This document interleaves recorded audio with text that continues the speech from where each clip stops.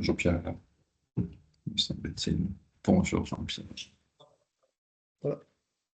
Bonjour à tous. Et ben voilà. Bonjour Jean-Pierre. Pile, pas du tout après, comme vous me l'aviez dit, mais bien à l'heure. Super. Voilà, parfait.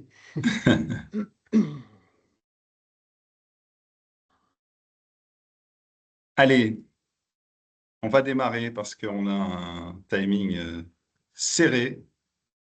On est extrêmement, extrêmement content de vous accueillir ce midi, ce matin, pour une thématique qui soulève un enthousiasme.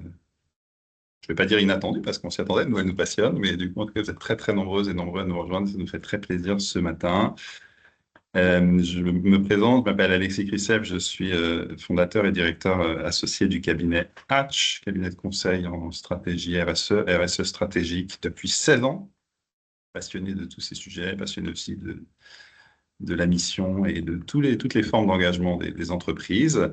Voilà, je vais vous raconter une petite anecdote. Donc, il y a un peu moins d'un an, le 25 mars 2025, pour être précis, j'ai assisté à la présentation du baromètre des entreprises à mission organisé par la communauté des entreprises à mission au ministère de l'économie et des finances. Et puis, voilà, où on nous partageait un peu où on en était, combien il y a d'entreprises à mission, quels sont leurs profils, etc. Et voilà, et donc c'est une soirée super intéressante, une matinée, pardon, super intéressante. Et puis, il y a eu un petit focus à un moment sur les entreprises familiales qui n'est pas resté, n'est pas passé inaperçu. Ça m'a interpellé. Nous, chez Hatch, on aime beaucoup les entreprises familiales, on aime aussi beaucoup les sociétés à mission. Et voilà, on s'est dit, mais finalement, est-ce qu'il n'y a pas des parentés entre ces entreprises, les entreprises familiales, les sociétés à mission? Elles ont même, semble comme ça, spontanément, avoir pas mal en commun. On a commencé à en parler, j'en ai parlé avec nos amis de la communauté des entreprises à mission, on en a parlé avec quelques entreprises familiales que nous accompagnons, et puis on s'est rendu compte qu'effectivement, il y avait des questions autour de ce sujet. La communauté des entreprises à mission m'a dit, mais oui, c'est un sujet qui nous intéresse, on a envie de creuser, d'en savoir plus et tout. On a dit, bon, bah, allez, on est curieux, on va mener l'enquête. Et donc, on a démarré une aventure depuis maintenant une dizaine de mois, passionnante. De nombreuses partenaires nous ont rejoints, nous ont dit, mais oui, moi aussi, ça m'intéresse. Des gens qui sont plutôt côté entreprise familiale, plutôt société à mission, les deux à la fois. Et donc, ça explique qu'on est aujourd'hui à nos côtés eh bien, des super panels d'experts, de témoins qui vont nous mettre un peu, nous donner un peu leur regard sur ce sujet. On a rencontré une dizaine d'entreprises familiales, même plus en fait, mais on a interviewé formellement une dizaine d'entreprises familiales. On a produit à plusieurs mains un article qui, comme ça, reflète un peu les quelques grands enseignements. On a encore des enseignements, mais aussi encore beaucoup de questions. Vous allez voir, on est très humble dans nos partages, mais en tout cas, on a envie de faire avancer ce questionnement, décanter, et puis avancer ensemble pour voir si oui ou non la société à mission est une démarche et une qualité qui peut aider l'entreprise familiale à relever certains de ces défis spécifiques. L'entreprise à mission, l'entreprise familiale a beaucoup en commun avec toutes les entreprises et a aussi des spécificités. C'est à travers tout ça qu'on va naviguer. Vous allez voir que dans cet échange, vous avez parfois des petits pop-up. Moi, je viens d'en avoir un. Des petits sondages. N'hésitez pas à y participer. N'hésitez pas à poser vos questions via le chat et la conversation. Nous aurons un temps dédié à la fin de notre échange pour pouvoir aborder quelques-unes de ces questions. Et puis, on continuera après. Il y aura, voilà, on lance aujourd'hui un sujet et on va continuer. Il y aura d'autres moments comme ça d'échange parce que je vous le dis, heureusement qu'on est en webinaire. Si on avait dû organiser cet événement en présentiel, on aurait dû réserver le Stade de France. J'exagère un tout petit peu, mais on est quand même plusieurs centaines. Donc ça montre bien que l'engagement est un sujet qui préoccupe encore plus que jamais de nombreux et nombreuses entreprises et qu'elles y voient sans doute des réponses à leurs enjeux du moment. J'ai trop parlé. Je vais saluer et remercier les intervenants et intervenantes d'aujourd'hui. Brice Rocher, merci d'être là. Brice Rocher, qui est, je pense que vous le savez, président du conseil d'administration du groupe Rocher, bien sûr, et membre du conseil d'administration de la communauté des entreprises à mission. Brice est là avec de nombreuses casquettes. On ne voit pas à l'image, mais il a beaucoup de casquettes. Il nous en dira un mot et il introduira cette séance. Nous avons également des experts et des expertes. Cécile Delille, qui est directrice du Family Business Center, du jeune Family Business Center d'HEC.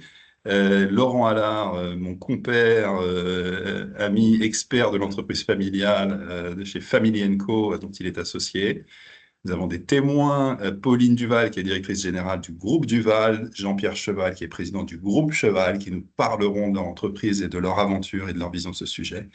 Et sans plus attendre, je vais passer la parole à Brice Rocher en vous demandant, eh bien, que pensez-vous de ce thème? Vous êtes une entreprise familiale évidemment emblématique que tout le monde connaît, mais vous avez été aussi précurseur de la mission, une des premières entreprises sociétés à mission en France, impliquée dans le conseil d'administration de la communauté des entreprises à mission. Vous semblez vraiment une voix de ce sujet. Donc, pourquoi que vous évoque ce thème et pourquoi avoir exploré la mission en plus d'être une entreprise familiale incontournable? Bien, merci. Bonjour, bonjour à toutes et à tous. Ravi de faire partie de ce séminaire. Bon, ce que je pense du thème, c'est que en fait, donc toute l'entreprise à mission, ça tourne autour de l'engagement en réalité, quoi. Donc, je ne peux en penser que du bien. Bon, voilà, ça, c'est le premier constat. Que les entreprises familiales sont par nature engagées parce qu'elles sont généralement ancrées dans un territoire et, euh, et en fait, ça démarre par un entrepreneur, hein, le fondateur de l'entreprise, très clairement, et l'entrepreneur par nature est engagé. Ce que je peux dire sur le statut de société à mission, c'est que c'est une évolution de la gouvernance, quoi, et que bah, notamment au sein de la communauté des entreprises à mission, c'est un travail collectif que l'on réalise et on apprend en marchant. Mais en tout cas, c'est une évolution de la gouvernance de manière statutaire. Ce qu'on peut dire sur le statut de société à mission, c'est qu'il y a bien 3 étages à la fusée, hein. Il y a un premier étage qui est l'article 1 des statuts, hein, l'objet de la société, qui de facto, pour toutes les entreprises françaises, intègre des dimensions sociétales et environnementales. Donc ça, c'est un phénomène nouveau et qui s'impose à toutes les sociétés, qu'on soit entreprise à mission ou pas. Ça, ça a été introduit au niveau de la loi Pacte. Il y a un deuxième étage qui est la raison d'être, que l'on est capable d'inscrire dans ces statuts. Donc se déterminer la raison d'être, remettre le sens et le collectif au centre du jeu, si je veux dire. Et puis, enfin, ce troisième étage de la fusée, qui est ce fameux statut de société à mission, qui vient doter l'entreprise d'une gouvernance plus engagée, on va dire, à travers notamment un comité de mission qui n'est pas dépendant du conseil d'administration, mais qui représente l'entreprise à ce titre, et puis la certification par un organisme tiers indépendant au regard des objectifs que l'entreprise s'est fixés pour vérifier si l'entreprise finalement respecte ses engagements. Donc on voit bien que c'est un système qui et une gouvernance qui remet l'engagement au centre du jeu. Et ce que je pourrais dire là-dessus, c'est que quelque part, la loi Pacte, de ce point de vue-là, elle représente une avancée majeure pour l'entreprise, hein, bien évidemment, puisque en fait, ça tient au fait que le modèle français, bah, il remet la définition du sens du projet collectif, bah, comme je le disais, au cœur de la stratégie des entreprises. Et on n'a probablement pas assez souligné, de mon point de vue, la puissance et l'originalité de ce modèle, qui, au lieu de contraindre avec des normes, et ça on sait très bien le faire en Europe, invite finalement bah, chaque entreprise à se réapproprier et à réaffirmer finalement le sens de son activité et de sa contribution vis-à-vis de l'ensemble des parties prenantes. Donc je dirais que la loi française, de ce point de vue-là, là, sur ce sujet-là, en tout cas, elle a su démontrer qu'elle faisait confiance aux entreprises Ouais. pour porter une responsabilité dont elles ont elles-mêmes à définir bah, l'orientation et les axes de combat spécifiques. Parce que Ouais. une entreprise à mission, c'est une entreprise qui va s'engager dans un combat. Donc, Donc c'est là-dessus qu'elle va mettre le poids du corps au maximum. Je prends un exemple, le groupe Rocher, le combat, bon, il est assez évident, c'est la nature, ça aurait pu être la diversité, l'inclusion ou tout un tas d'autres sujets. Non pas que ces sujets-là ne soient pas importants, mais en attendant, on a fait le choix de se focaliser sur un combat qui nous est propre, qui nous va bien et qui représente les racines et l'ADN de l'entreprise. Mais, Euh, et, et oui. peut-être un mot, Brice, au-delà d'avoir choisi pour votre entreprise, en tant que voilà, troisième génération de cette entreprise familiale que tout le monde connaît, d'avoir choisi de devenir vous-même à mission. Est-ce que vous pouvez nous dire un mot de votre choix de vous engager auprès de la communauté des entreprises à mission? Pourquoi finalement vous voulez aussi un peu porter la voix, mener cette réflexion sur ce sujet de l'entreprise à mission, embarquer les autres entreprises, les entreprises familiales particulièrement? Enfin, voilà. Qu'est-ce qui vous anime dans ce choix? Oui, oui, non, mais très clairement, je suis un promoteur, on va dire, de ce statut, c'est très clair.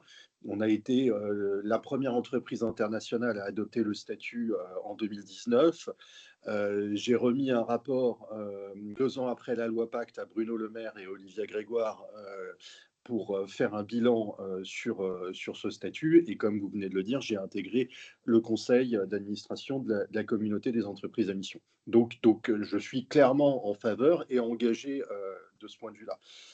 Pourquoi? Parce que quelque part, alors j'ai envie de vous dire, euh, pour, euh, pour, euh, pour éviter tout débat sur le sujet, peut s'engager sans devenir entreprise à mission. Le groupe Rocher était engagé avant octobre 2019. Le groupe Rocher, il est engagé depuis 1959 suite à la création par mon grand-père de cette entreprise.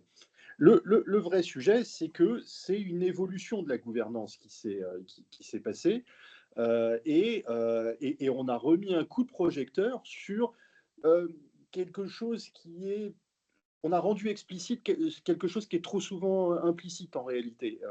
Et de ce point de vue-là, c'était une bonne chose. Je m'explique.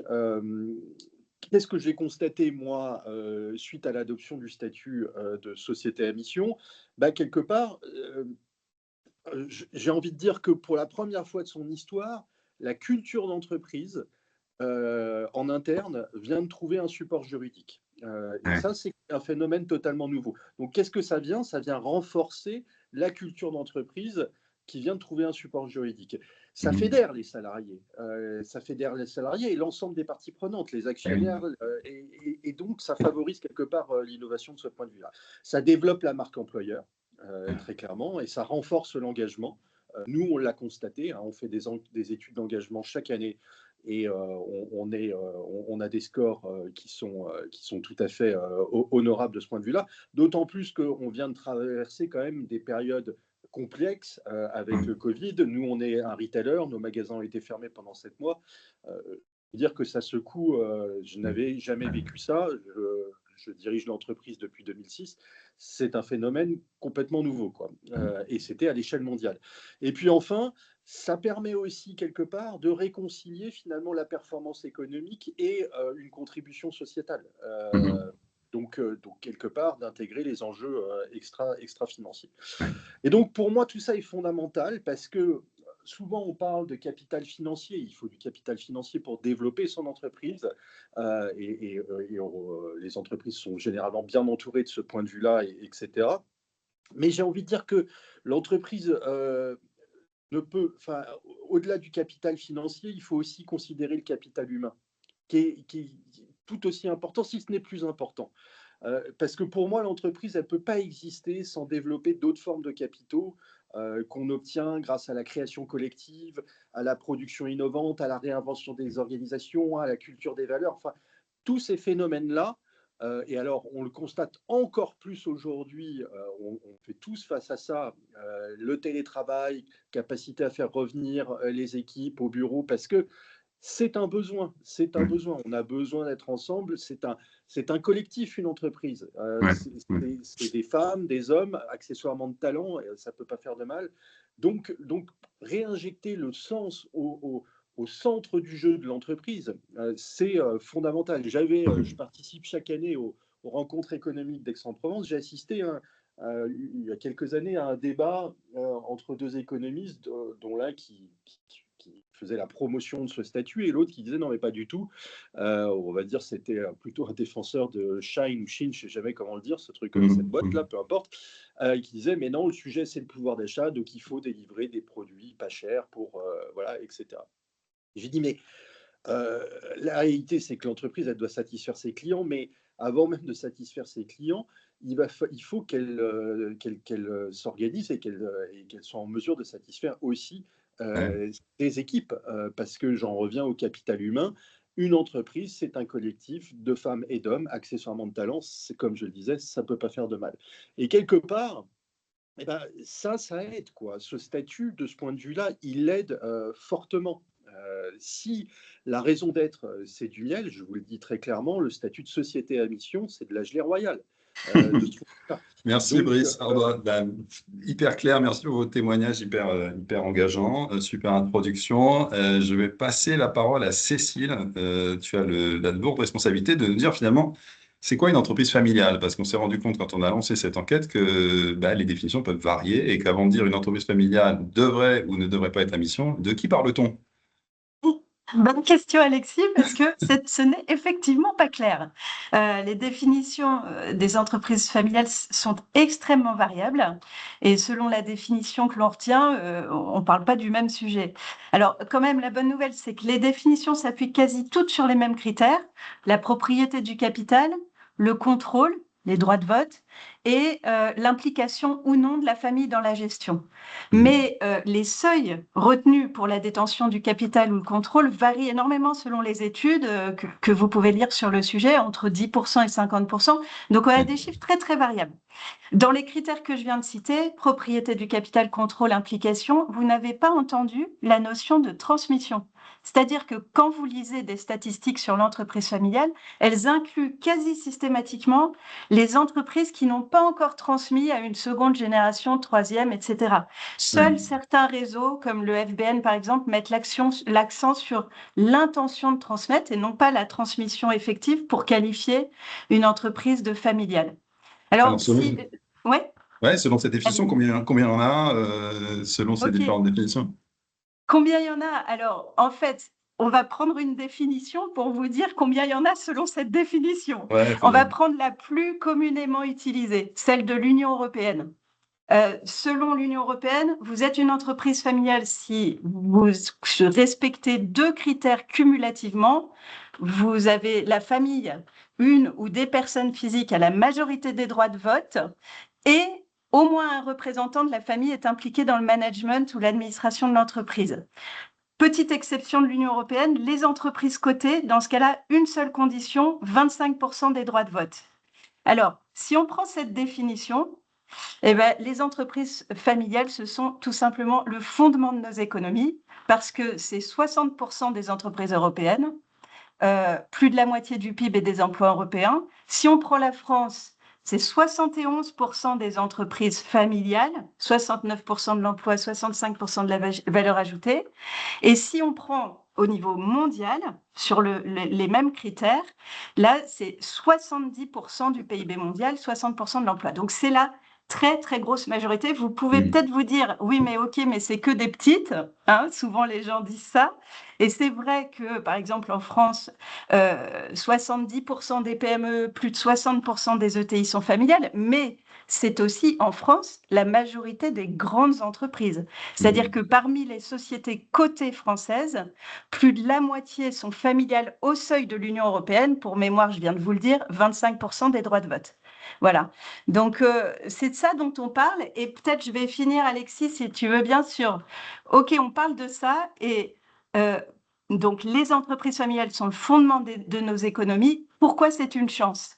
Pourquoi c'est une chance et pourquoi ça rejoint le statut d'entreprise à mission? Eh ben, je prends ma casquette d'universitaire parce que la recherche académique montre que ces entreprises-là, et Brice l'a évoqué sur l'aspect territorial, elles ont 3 grandes spécificités: d'être ancrées dans le temps, d'être ancrées dans l'espace et d'être ancrées dans l'humain. Je dis un mot de chaque. Ancrées dans le temps. Les horizons temporels des actionnaires familiaux ne sont pas ceux des actionnaires non familiaux. Elles s'inscrivent dans la durée. Elles ont des horizons de rentabilité qui se comptent plutôt en décennies, voire en générations. Ceux des financiers, c'est en années. Elles réinvestissent plus que les autres. Juste pour info, elles se sont servies en moyenne, ces 5 dernières années, 12% de moins de dividendes que les entreprises non familiales, alors que leur performance a été meilleure. Donc, elles ont une approche assez prudente, conservatrice de leurs finances, elles sont moins endettées, elles sont inscrites dans le temps long, mais elles prennent des décisions plus vite. Bref, tout ça fait qu'elles sont particulièrement résilientes. Ensuite, elles sont ancrées dans l'espace. Brice en a dit un mot. Les familles, nous tous, on est ancrés dans des territoires. On a des racines locales, nationales, continentales. Ce qui fait que ces entreprises familiales font souvent le choix courageux, engagé, de rester dans les territoires, de résister aux délocalisations. Et enfin, elles sont ancrées dans l'humain. Et ça, la recherche académique montre qu'elles offrent une plus grande sécurité de l'emploi, avec plus de contrats permanents, moins de licenciements, et que dans la plupart des pays, les salariés de ces entreprises sont plus satisfaits, moins d'absentéisme, etc. Donc, tout ça mis bout à bout, ça fait que le capitalisme familial, et j'ose le terme capitalisme, et c'est sa spécificité par rapport au capitalisme d'État ou au capitalisme financier dominant aujourd'hui, a vocation vraiment à porter une économie responsable, résiliente, centrée sur l'humain, le temps long, soucieuse des territoires. Et c'est ce capitalisme que nous défendons à HEC, qui est au cœur du projet de l'école. C'est pour ça qu'on a monté ce centre Family Business tout récemment. Et c'est aussi ce capitalisme que défend le statut d'entreprise à mission. Donc, ça devrait leur être naturel, vu leur spécificité.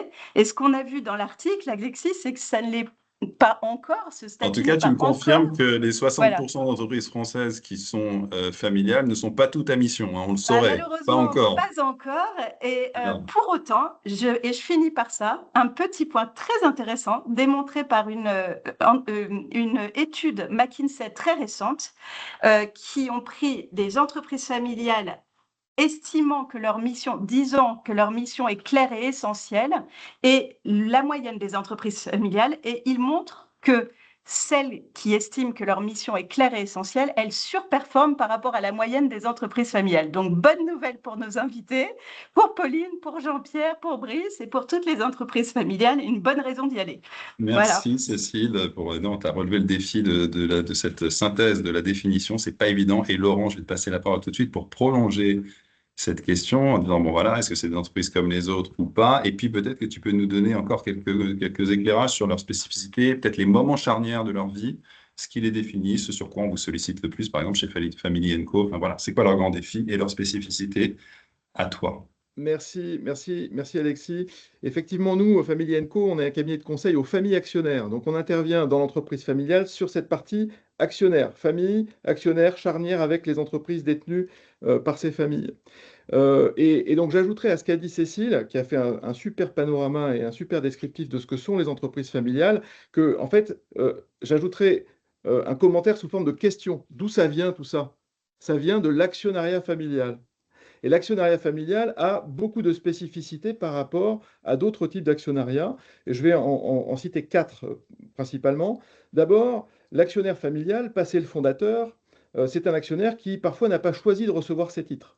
On pourrait presque interpeller cet actionnaire familial en le qualifiant d'actionnaire de hasard. Et donc l'actionnaire familial, il va falloir qu'il travaille sa motivation à jouer son rôle d'actionnaire au fil du temps. Deuxième sujet, qui est presque une évidence dans l'entreprise familiale, on doit marier la vie de la famille avec la vie de l'entreprise. Et donc ça, c'est pas naturel. Évidemment, ça fonctionne pas de la même manière, ces deux ensembles-là. Harvard a posé le modèle de référence de l'entreprise familiale avec 3 cercles, famille, actionnaire, entreprise. Et en fait, on voit qu'au fil du temps, ces 3 cercles vivent l'un par rapport à l'autre, les uns par rapport aux autres. Et au fil du temps, il va falloir trouver la bonne articulation, la bonne organisation pour synchroniser le fonctionnement de ces cercles. Deuxième point. Troisième point, elles sont caractérisées, ces entreprises, Brice en a parlé, Cécile en a parlé, par le fait qu'on accueille des nouveaux actionnaires au fil du temps. En fait, on a des générations qui arrivent au fil du temps, et donc il va falloir être capable d'écouter, d'intégrer, de capitaliser aussi sur tout ce que peuvent apporter ces nouveaux actionnaires au fil du temps. Et puis le quatrième point, qui est lié très directement à cette vie de l'actionnariat, c'est qu'on accueille dans un grand nombre, dans une grande majorité des cas, de plus en plus d'actionnaires, de plus en plus de regards sur le projet, et donc en fait une diversité au sein de la population des actionnaires qui se nourrit, qui se développe au fil du temps. Et il va y avoir un enjeu clé dans l'actionnariat familial, c'est comment on fait de cette diversité une force et pas un problème en face de chaque nouvelle situation rencontrée. Pour synthétiser où se situent les familles, en fait, elles sont exposées, elles, à des paradoxes en permanence entre tradition et modernité, entre émotion et rationalité, entre ancrage et développement, hein, et l'exemple de Brice autour de la table est un super exemple avec un ancrage très fort à la Gacilly et pour autant un développement spectaculaire au niveau international. Et puis dernier point, entre court terme et long terme. Tout ça, ça fait en fait que les familles doivent construire une ligne de crête, doivent suivre une ligne de crête, en fait une somme d'équilibre pour poser leur culture actionnariale et pour porter leur projet durablement. C'est ce qui fait qu'on a des modèles qui ne sont pas créateurs de valeur au singulier, mais créateurs de valeur au pluriel.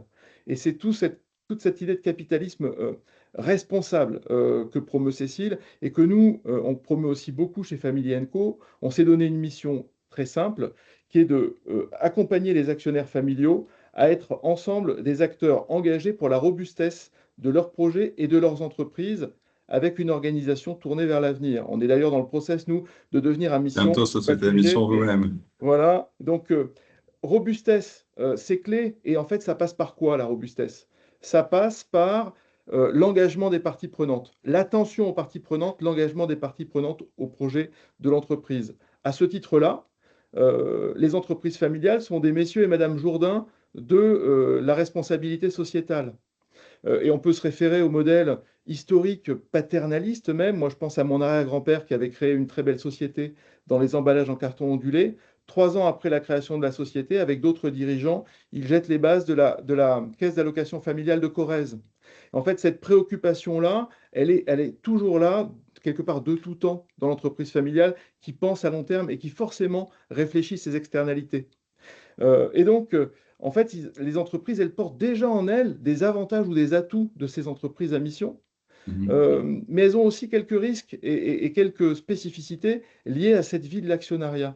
On a des populations nouvelles qui arrivent, on a des enjeux d'engagement, d'alignement, et ça, c'est ce que nous traitons, nous, spécifiquement, l'alignement des actionnaires pour porter un projet ensemble. Nous, on va intervenir auprès des familles pour travailler, par exemple, une charte familiale qui va écrire le pourquoi, le quoi, le comment de l'aventure familiale. Mais ça concerne l'actionnaire.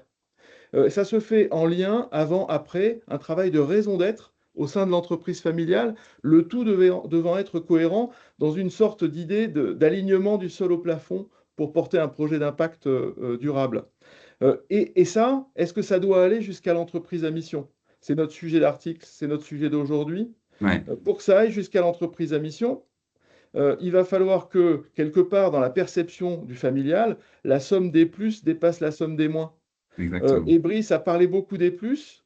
Pour autant, on a vu avec Cécile qu'il n'y avait pas un raz-de-marée d'entreprises à mission au sein des entreprises familiales. C'est qu'il doit y avoir aussi quelques moins. On a parlé de formalisme, de gouvernance, etc.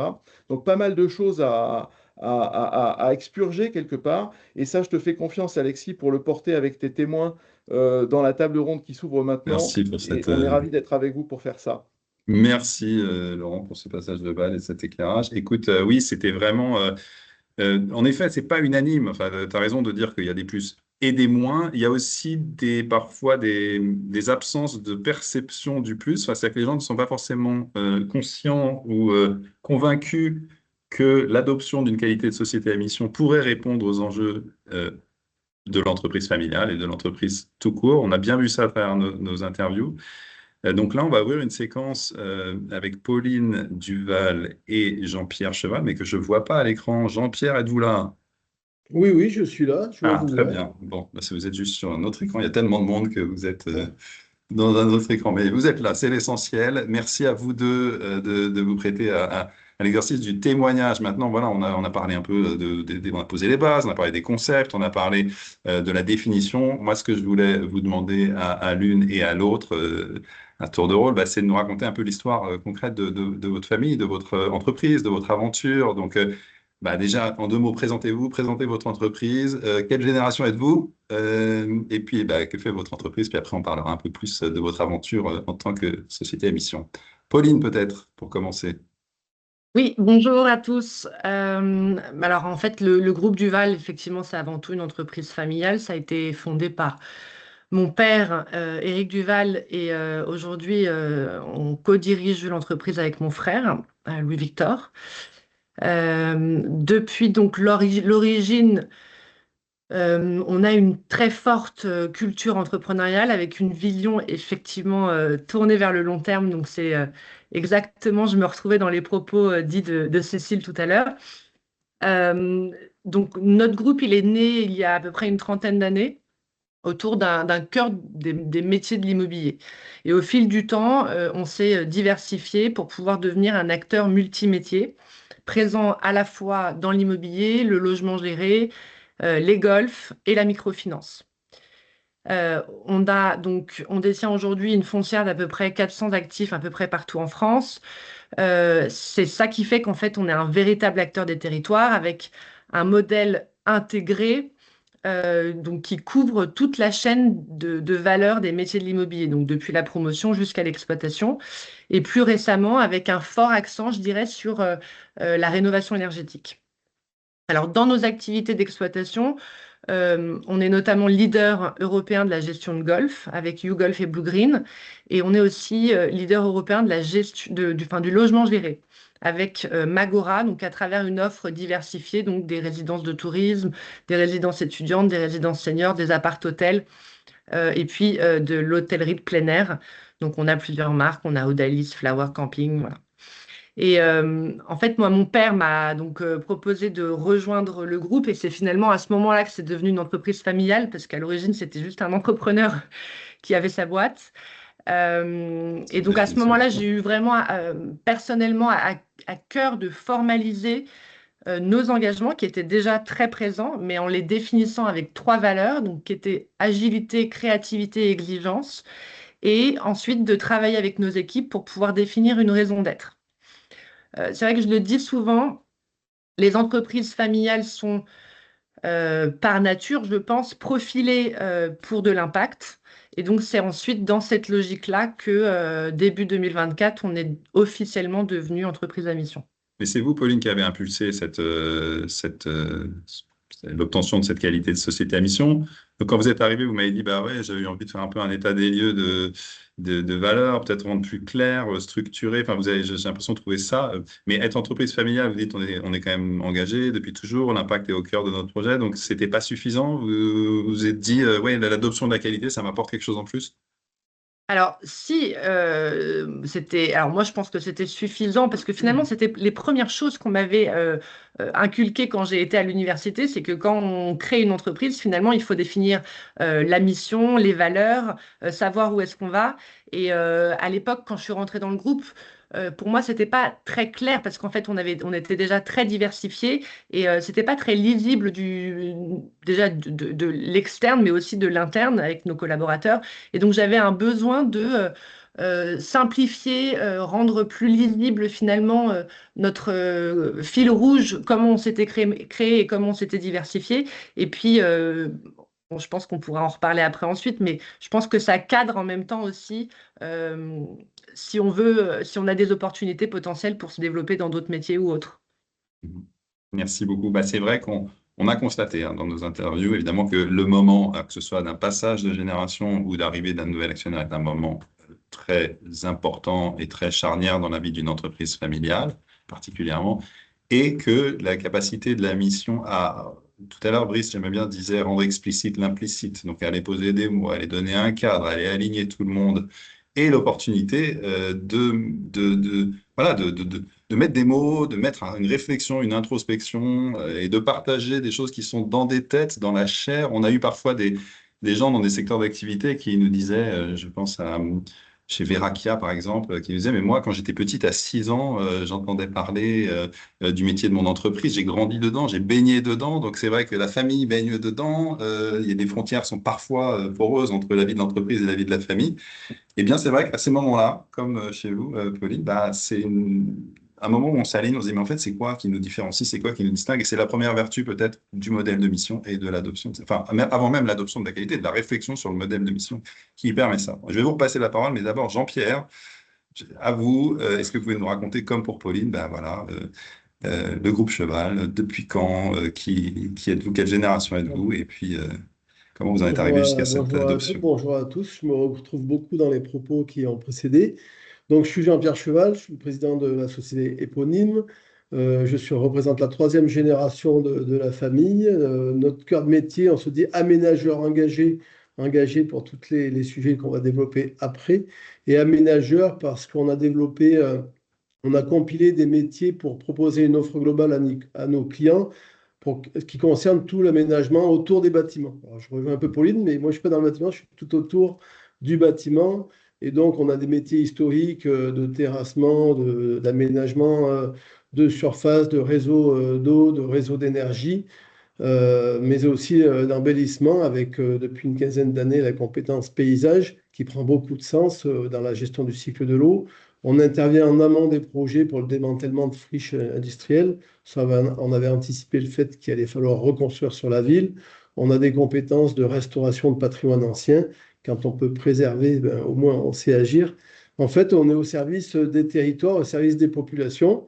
Et la dernière orientation de l'entreprise, qui est certainement liée aussi à la réflexion et à la prise du statut de sous-mission, c'est qu'on s'est dit qu'on avait un petit peu oublié la nature. Et du coup, dans tous ces aménagements-là, aujourd'hui, on propose une réflexion sur le cycle de l'eau, sur la réintégration de la biodiversité. Voilà, une réflexion globale et complète, des métiers intégrés qui font on reste une petite ETI, on est un peu plus de 1000 collaborateurs, on a 1100 collaborateurs et on intervient sur la région Auvergne-Rhône-Alpes.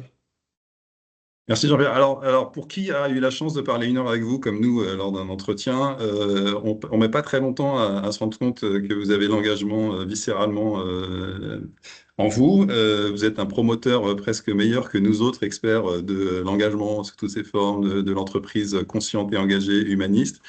Du coup, j'ai envie de vous demander, vous aussi, pourquoi et quand vous avez décidé de devenir société à mission, ça vous a apporté quoi de plus? J'ai l'impression que qui vous côtoie, c'est déjà que vous êtes engagé, que vous voulez que l'entreprise porte des valeurs, non?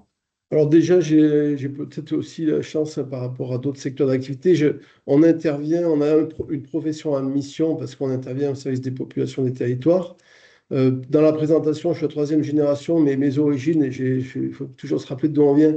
On vient du monde rural puisque mon grand-père était d'abord entrepreneur agricole avec les besoins d'abord de l'industrialisation de l'agriculture et puis de l'urbanisation. On a intégré des outils pour mécaniser les travaux agricoles et des outils qu'on a mis à disposition pour l'aménagement des territoires et l'urbanisation. Donc peut-être ça explique le fondement de la réflexion ou de l'engagement.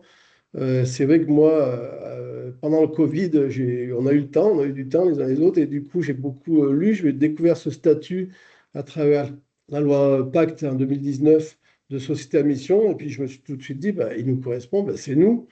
Et je trouvais déjà en 2020 qu'il y avait un petit peu une stigmatisation du monde économique, et je dis, tiens, pour moi, c'est un bel outil pour faire comprendre et connaître l'entreprise au grand public, démocratiser le monde de l'entreprise. Je me suis dit, je pense que toute entreprise est quelque part à mission, parce qu'on est une entreprise, c'est avant tout une communauté humaine, c'est des hommes et des femmes.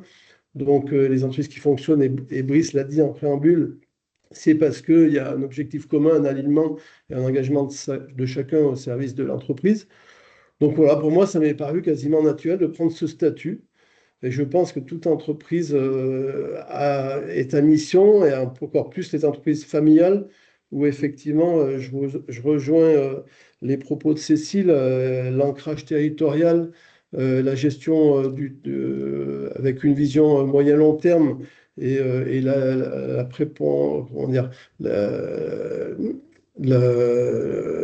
priorité donnée à l'humain dans nos entreprises font que naturellement, on est une entreprise à mission. Oui, peut-être, moi j'explique s'il n'y a pas forcément encore beaucoup d'entreprises à mission, je me dis peut-être qu'il y a une manque de connaissances ou peut-être une peur de prendre le statut à mission, et je suis très content de participer au webinaire si on peut faire avancer les choses. Merci beaucoup Jean-Pierre. Alors l'un et l'autre peut-être, pour donner des exemples concrets, est-ce que vous pouvez donner des exemples concrets d'engagement, d'action que vous avez dans vos entreprises liées à, ou pas d'ailleurs à l'adoption de la mission, en tout cas ceux que vous avez estimés comme importants à mettre en avant, et puis aussi peut-être des bénéfices que ça a engendré pour vous de devenir à mission, au-delà de, on a déjà parlé de la structuration, au-delà, est-ce que vous sentez, depuis que vous avez adopté, d'ailleurs, Brice, si vous voulez aussi ajouter un mot de votre côté sur ça, voilà, qu'est-ce que ça vous a apporté de plus, et puis quelques exemples d'engagement concrets. Qui peut commencer?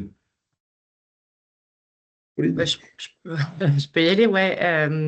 Alors, nous, on a choisi une raison d'être avec 2 objectifs statutaires qui étaient, et là je rejoins ce que disait Brice tout à l'heure, finalement c'était tellement ancré dans notre ADN depuis toujours. Donc c'était utiliser l'entrepreneuriat au service d'une culture d'engagement et créer de la valeur durable au service des territoires. Et donc, nous, ce qu'on a voulu, c'était finalement pérenniser ça. Et puis finalement, c'est ce que je disais tout à l'heure, donner une cohérence globale à l'ensemble de nos activités et pouvoir aligner aussi toutes nos parties prenantes autour de cette même mission et vision. Donc après, finalement, ce que ça implique, ça implique aussi, je dirais, à notre entreprise de se placer dans une logique d'amélioration permanente, voire même je dirais, de remise en question. En fait, ouais. Je ne vais pas vous couper, vous m'aviez parlé aussi du rôle du comité de mission, je trouve ça intéressant que vous en disiez un mot aussi. Oui, d'ailleurs, je remercie Brice qui est membre de notre comité de mission aujourd'hui.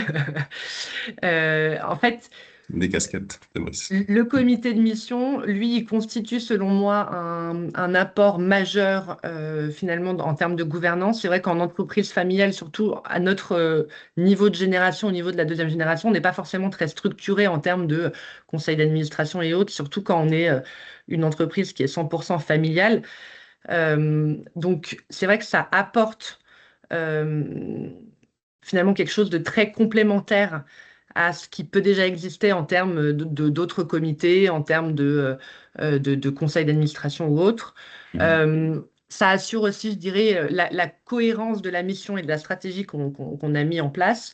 Et puis en même temps, nous, on a choisi finalement des parties prenantes pour enrichir la réflexion avec des regards extérieurs, donc comme je le disais, dont Brice, et des gens qui sont quand même très challengeants. Et c'est ça qu'on avait envie, c'était d'avoir un groupe de personnes avec des regards différents. Alors, Brice, par exemple, c'était un bel exemple d'entreprise à mission et entreprise familiale. On a aussi une entrepreneur qui elle-même est entreprise à mission. On a un autre entrepreneur. On a un groupe bancaire aussi.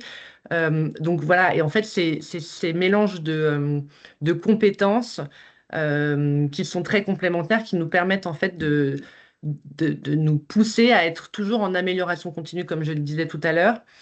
C'est en même temps très stimulant, mais en même temps, ça ne va pas nous pousser sur de la performance business. Ça n'a pas ce rôle.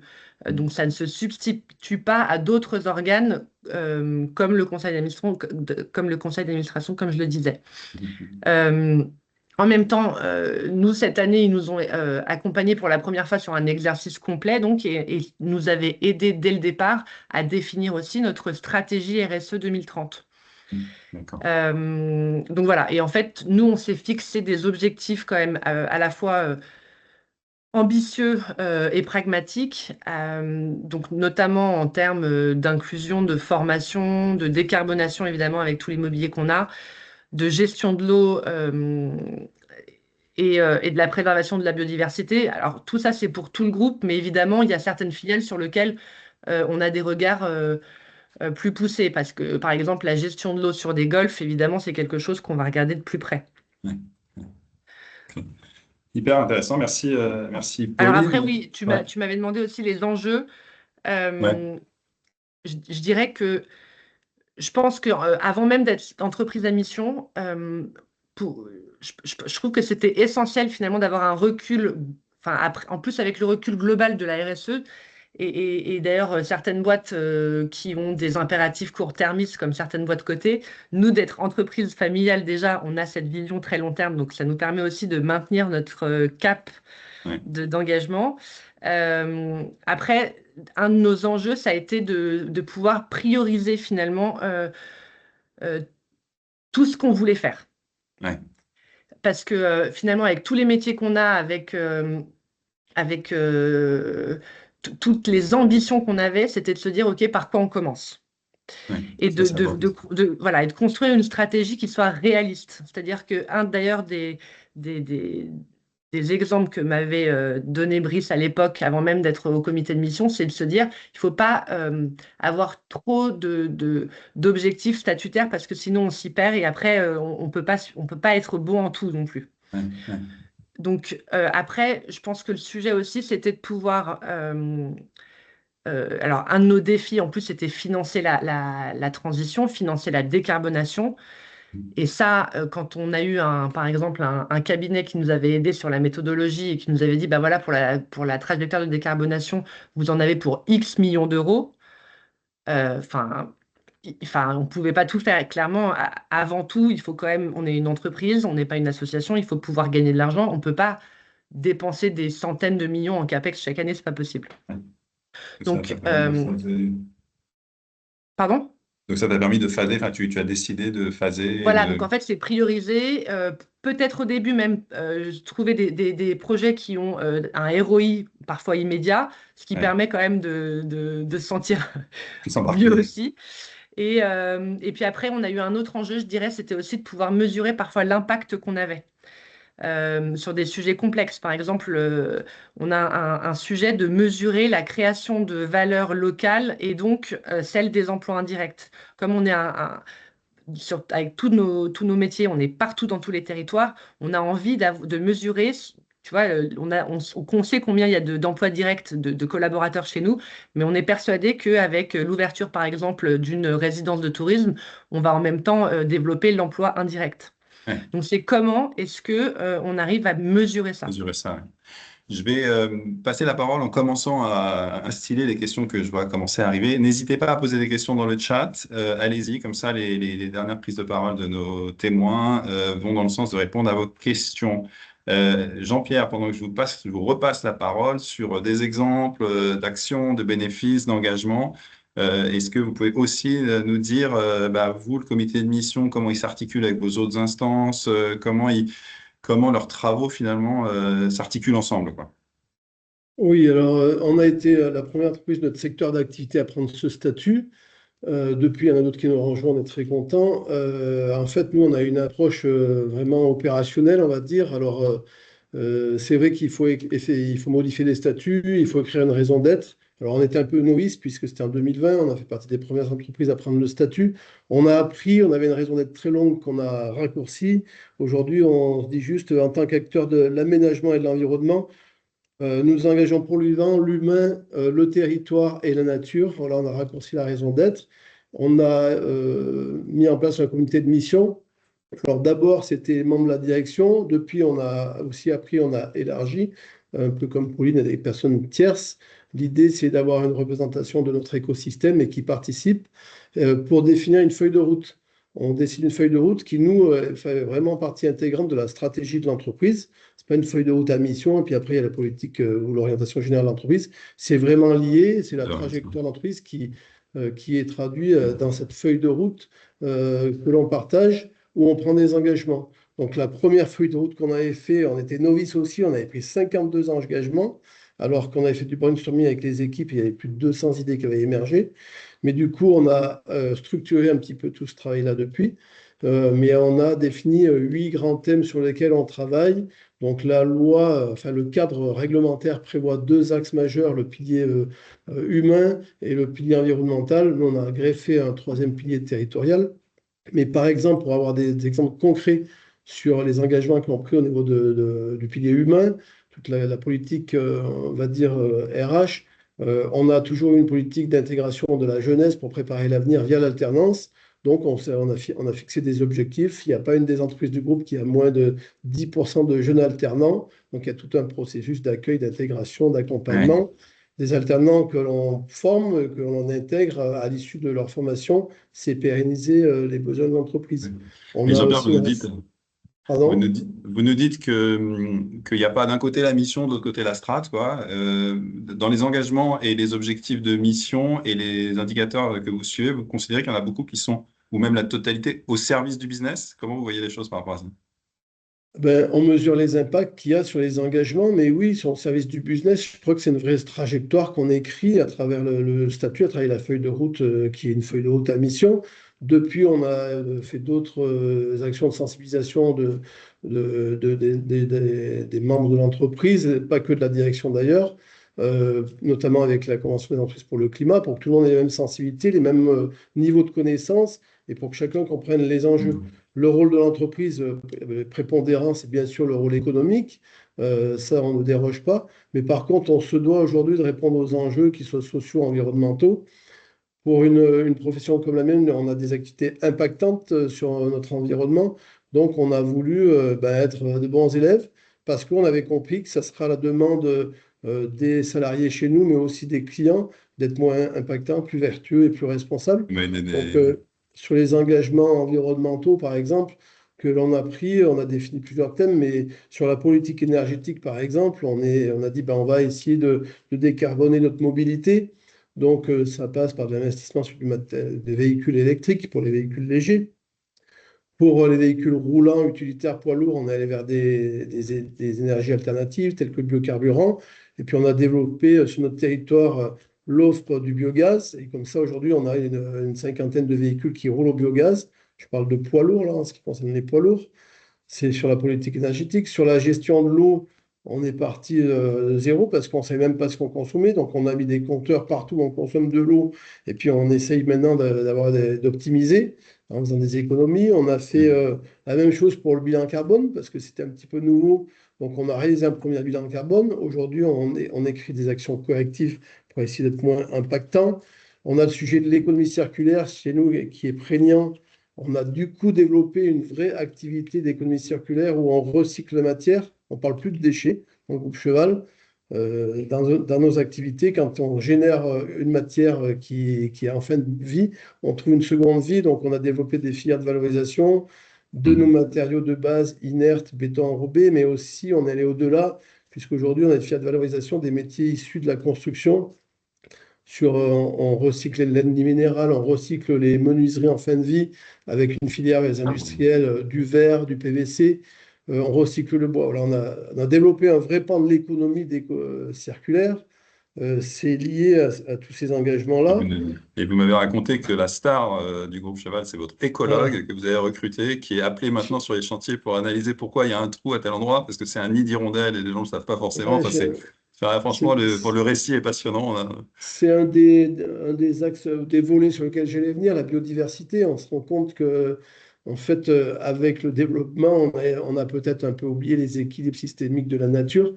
Et du coup, en ayant des activités d'aménagement extérieur et notamment paysagères, on s'est rendu compte qu'on était vraiment destiné à accueillir la biodiversité. Donc, on a intégré la compétence et l'expertise. On est en train de faire la même chose, c'est le nouvel axe, je viendrai après, sur le sol. Mais sur l'expertise en biodiversité, effectivement, l'écologue qu'on a recruté, je crois que c'est ce que je disais, c'est le salarié le plus populaire de l'entreprise, peut-être après moi quand même. Mais effectivement, le fait de prendre ce statut à mission, d'avoir une feuille de route très identifiée, communiquée et écrite aussi en collaboration avec les équipes, on a créé une vraie émulation interne. Et aujourd'hui, l'écologue, tout le monde le sollicite parce que on a quelques sites d'extraction de matières premières, des carrières. Voilà, un jour, l'exemple que je t'avais donné, Alexis, c'est une personne qui identifie un trou dans un frontal. Il dit qu'est-ce que c'est? Il appelle l'écologue, c'est des nids d'hirondelles. On a changé le phasage d'exploitation de la carrière, on a préservé les nids d'hirondelles qui sont arrivés quelques mois après dans le cadre des migrations. On a beaucoup d'exemples. On fait de la restauration du patrimoine ancien. Pareil, on protège aujourd'hui les chauves-souris avec des nidifications artificielles le temps des travaux. On a intégré la réflexion sur la consommation de l'eau. On a des activités routières. Pour refroidir l'enrobé, il faut arroser. Tout ceci, ça se faisait avec de l'eau potable. C'est le chef d'application qui a dit mais pourquoi on met de l'eau potable par terre? Aujourd'hui, on a équipé nos sites pour récupérer de l'eau et utiliser de l'eau usagée. Il y a eu voilà, une vraie émulation interne et les salariés ont été force de proposition. Ça change les pratiques, ça change les process, mais tout ça, ça va dans le bon sens et on se rend compte que c'est pas, il n'y a pas derrière tout ça que des contraintes économiques, parce que du coup, ça amène aussi certaines économies.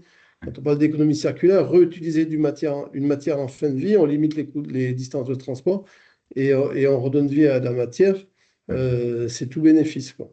Ouais, merci Jean-Pierre. Alors, il nous reste 5 minutes. Brice, j'aurais envie de vous repasser la parole, peut-être pour une des questions et plusieurs questions, et c'est vrai que c'est une question fréquente dans la démarche de cette émission, c'est comment on embarque les collaborateurs. Est-ce que c'est pas un truc porté par la direction? Et puis voilà, est-ce que vous avez un regard là-dessus? Comment ils sont impliqués? Est-ce que tout le monde se sent concerné? Enfin voilà, est-ce que vous avez des conseils ou des actions à ce niveau-là qui sont menées au sein du groupe Rocher pour que ce soit un projet collectif, quoi? Ouais. Je vous invite à lire mon rapport que j'ai remis à Bruno Le Maire. Il y a un certain nombre de recommandations justement sur ces sujets-là. Pour revenir sur ce que j'ai pu constater, ce qui a changé depuis qu'on a adopté le statut d'entreprise à mission, il y a deux choses qui m'ont marqué. Une, je suis venu dessus, c'est venu renforcer l'engagement, la fierté d'appartenance en interne. Et ça a renforcé la culture d'entreprise. Ce coup de projecteur a permis ça, même si le groupe était déjà engagé bien avant. Et l'autre élément, le groupe Rocher, c'est un groupe avec plusieurs marques internationales, plusieurs pays. On est présent en France, mais ça va des États-Unis jusqu'au Japon, quoi. Donc quelque part, c'est venu donner un tronc commun, finalement, à des cultures très différentes, métiers différents, des marques différentes, etc. etc. Et avant d'être entreprise à mission, j'ai envie de dire que la marque phare du groupe, c'est la marque Yves Rocher, bien évidemment. C'est elle qui prenait le leadership sur tous ces sujets-là, et les autres marques, les métiers du groupe, finalement, ils raccrochaient les wagons par la suite, comme des followers. Depuis qu'on est devenu entreprise à mission, tout le monde a pris le lead sur ces sujets-là, que toutes les marques, les métiers, etc. Et ça a été un vrai changement, plutôt bienvenu de ce point de vue-là. Alors, pour répondre spécifiquement à votre question sur l'alignement, j'ai envie de dire que c'est toujours le même sujet, c'est les pépettes. Donc, nous, nos managers, c'est une reco de mon rapport, une partie de leurs variables est indexée sur les objectifs statutaires de la mission. On est même allé plus loin que ça. Nos financements auprès de nos établissements bancaires, les intérêts sont indexés sur des critères extra-financiers qui sont directement liés à la mission, etc. Donc, en fait… À votre demande, Brice? Oui, bien sûr, bien sûr. Ouais. Et donc, ça vous oblige derrière. Vous êtes un peu comme Cortés qui est arrivé aux Amériques. Vous avez brûlé les bateaux, vous ne pouvez plus faire machine arrière, quoi. Donc, voilà. Ce que je voudrais dire aussi, parce que c'est une des questions, c'est que, et c'est aussi une de mes recos du rapport Rocher, c'est que pour moi, l'instance de gouvernance qui dirige l'entreprise, enfin qui gouverne l'entreprise, c'est le management qui dirige, mais c'est bien le conseil d'administration. Donc, on est très clair là-dessus. Par contre, j'applique stricto sensu une recommandation de mon rapport, c'est que la présidente du comité de mission, une fois par an, elle rend compte au conseil d'administration du rapport qui a été produit, etc. Elle le rend compte au conseil d'administration et au CSEC, au comité social et économique aussi de l'entreprise. Donc, on a bien les représentants des actionnaires, les représentants des salariés, et donc, quelque part, tout le monde est informé. Et derrière, chacun assume ses responsabilités. Le conseil d'administration, s'il y a des recommandations fortes du comité de mission par l'intermédiaire de sa présidente, il est en devoir d'agir, etc. Donc, pour moi, c'est vraiment aller chercher l'alignement maximum pour être le plus congruent possible, de manière à ce que derrière, ça déroule très, très simplement. Autre point que je voudrais mentionner, parce que ça a beaucoup été dit, c'est vrai que oui, il y a encore beaucoup d'entreprises qui ne sont pas sociétés à mission. Je voudrais juste préciser que c'est un statut qui est très récent, quand même. C'est très, très récent. Que l'année dernière, on a franchi les 2000 sociétés à mission. Donc, c'est non négligeable. Et si je le mets en comparaison avec le statut américain, qui est le statut Bicorp, qui existe depuis des décennies, qui n'est pas récent, eux, ils sont à peine à 10 000, quoi. Donc c'est pas un raz-de-marée, mais enfin, c'est pas anodin non plus.